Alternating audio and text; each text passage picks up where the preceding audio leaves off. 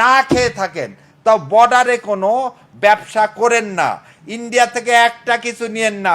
শুভেন্দু আপনার পা ধরবে যে বাবারে আমি তার তুলে নিচ্ছি, এই কাঁটাতারের বেড়া তুলে নিচ্ছি, তোরা কি চাস তাই দিব। খালি ধৈর্য ধরে একটা বছর, খালি ধৈর্য ধরে একটা বছর ভারতের কোনো পণ্য ঢুকতে দিন না।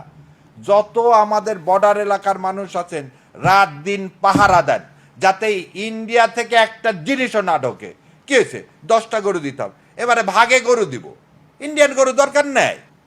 আল্লাহ কি আমাকে বলছে যে না তোমাকে গোটা গরুই দিতে হবে? আমার যা আছে তাই দিয়ে দিব, ইন্ডিয়ান গরু নিয়েন না।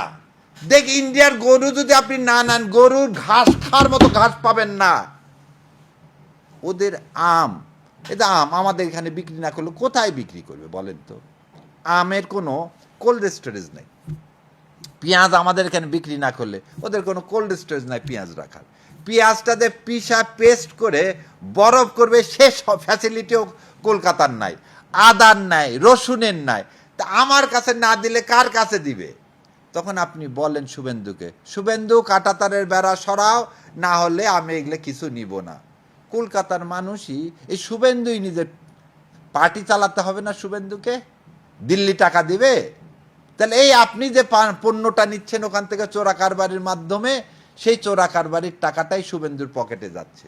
সুতরাং চোরা কারবারিটা বন্ধ করেন। বিডিআরের ভাইদেরকে বলবো, আজকে যাদের নাম বিএসএফ, ভুলে যেন না আপনার ভাইদেরকেই, বিজিবির ভাইদের, আপনাদের ভাইদেরকেই, উত্তরসূরিদেরকেই সেদিন ইন্ডিয়া এসে হত্যা করে গেছে। সেই রক্ত এখন আপনাদের মধ্যে আছে, এই রক্তের বদলা নিতে শেখেন। সেই জন্যে ওই চোরা কারবারির টাকা দিলে টাকা নিয়েন না, একটা মশা মাছি পর্যন্ত বর্ডারের এপার আসতে দিয়েন না। আর একটা মানুষ যেটা মারা যায়, আপনি এই দেশকে ভালোবাসেন না? বিজিবি, আপনি এই দেশের সন্তান না? আপনার লাগে না যে আপনার সন্তানকে মেরে ফেলে দিচ্ছে পাখির মতো? সো আপনার বন্দুক আপনাকে কেন দেওয়া হয়েছে?